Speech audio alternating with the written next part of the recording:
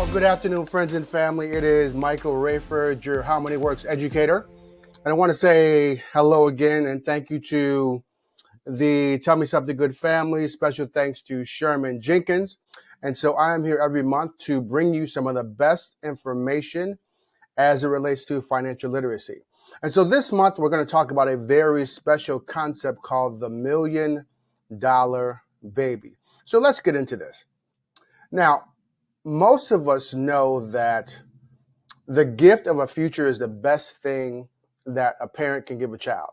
So we're going to talk about the $1 million baby. And if you did not know, only 20% of children will receive some type of inheritance from their family.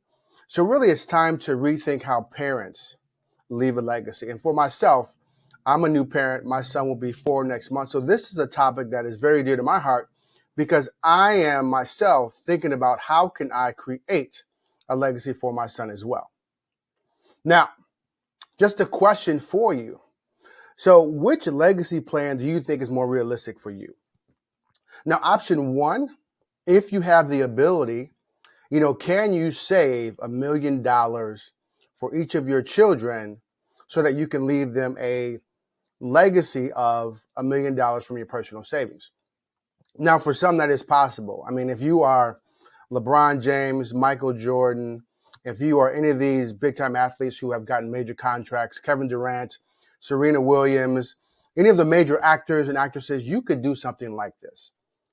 But if you are 80% of the population that works paycheck to paycheck, or maybe you're doing okay, but is it possible to leave $1 million from your personal savings account? I don't know. That could be a challenge for you. But option two, what if you could grow $1 million retirement for each of your children by just using a fraction of that when they were young and then letting that grow as they age? So which option would be best for you? Now, there are 3 realities that we have to face that really can affect leaving $1 million inheritance for parents and what really makes it unlikely for them to be able to do that. So number one is longevity. Because of modern medicine, exercise, concerns with life, people are living longer because they're taking better care of themselves, but also because of, medical advancements, people are living longer.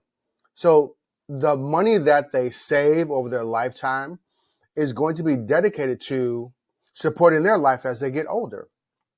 We also have to look at medical bills. So right now, the average retiree will spend about $122,000 on medical care from the age of 70 until the end of life.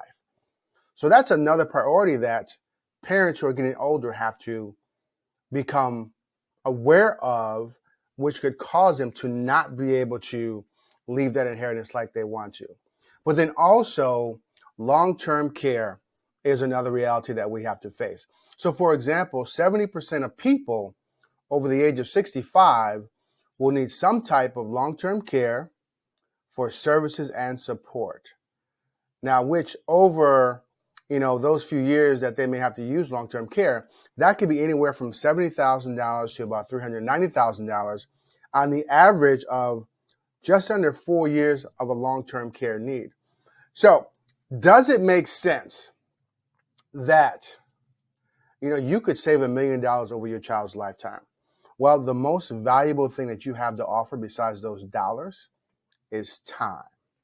So from the birth of your child to the age 67, you have the opportunity to save that type of money over their entire life. And that's where the $1 million baby concept comes into play. So 3 money concepts that we have to think about that could prove to be very valuable that we could leverage. Number one would be compound interest.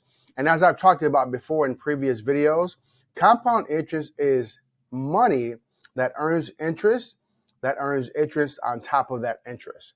But then also we talk about the time value of money. So this is money saved today is going to be worth more than money saved tomorrow. So this is where the $1 million baby concept comes into play. Because if you start when they are 1, 2, 3 years old, you have up to 67 years to use time to help grow those dollars. And then the third concept is wealth protection. So how do you safeguard the money from being used until the future with a living trust? And that's something that we're actually going to talk about a little bit more as well as a living trust.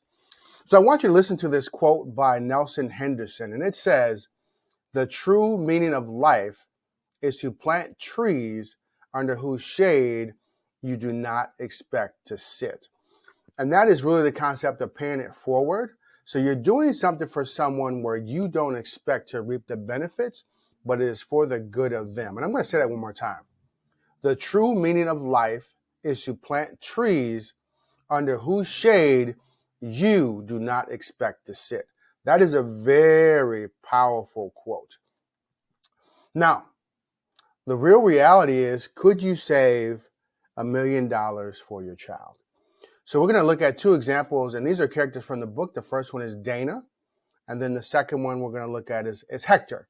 And so they're both characters from the book. They both have a child or children as well. So we're going to look at their examples.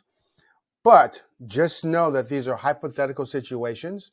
So you definitely want to sit down with your financial professional, look at the numbers, examine your situation, and really decide if this is going to be best for you.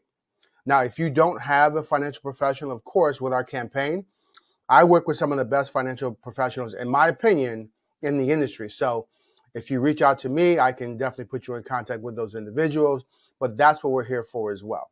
So we're going to look at Dana. Now, as you can see, Dana has a little girl. Now, what if you were to put away $13,000 for each of your children, a one-time lump sum of $13,000 that grows from birth to age 67? Now, we can assume that the vehicle that we use is going to get a 6.5 average annual interest rate compounded monthly. Now, by the time Dana's daughter turns 67, that account will have grown to just over $1 million. That is some good math. That's the type of math that we need to be teaching our kids in high school and college as well. Now, let's look at another example. So if you're like most people and we procrastinate and we wait till Dana's daughter is 18 years old, she uses the same $13,000. By the age of 67, that account will have grown to just over $300,000. Now, still a great start on life, but not taking advantage or leveraging those first 17, 18 years can make a huge difference for the future of that family as well. Now, let's look at Hector. Now, Hector's in a different situation than Dana because he doesn't have the $13,000 one-time lump sum. But what if he was able to set aside or invest $2,500 initially, and then was able to set aside $250 a month for the next 4 years? Now, it still equals $13,000. So by the time his son turns 67, he's got just over $1 million as well. So pretty powerful stuff. This is information that you can, create for your particular situation. So again, you need to sit down with your financial professional to figure out what's best for you. And then again, we look at the procrastination piece. If Hector waits till his son turns 18 and did the exact same thing, his son at age 67 would have just over $300,000 as well for his retirement. So some really important research that we need to look at. So according to some data from the United Nations, 250 children are born in the world every minute. So imagine how different their lives would be if every family created a savings plan for their children that couldn't be touched until retirement age.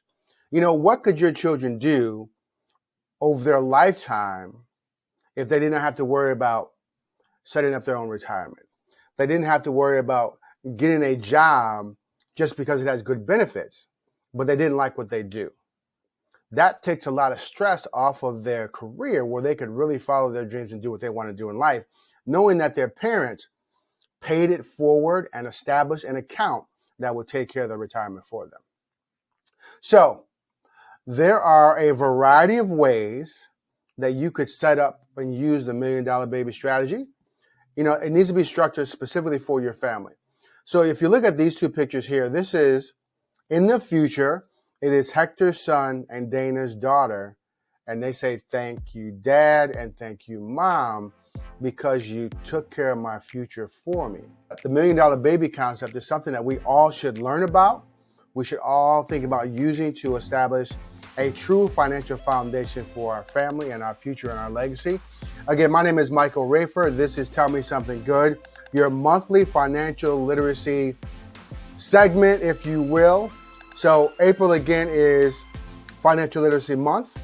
I hope that this has been very helpful to you. And again, you can definitely reach out to me. My contact information will be in the description as well. So until next month, my name is Michael Rayford, your financial literacy educator, and I look forward to talking to you next month. Tell me something good. Talk to you soon.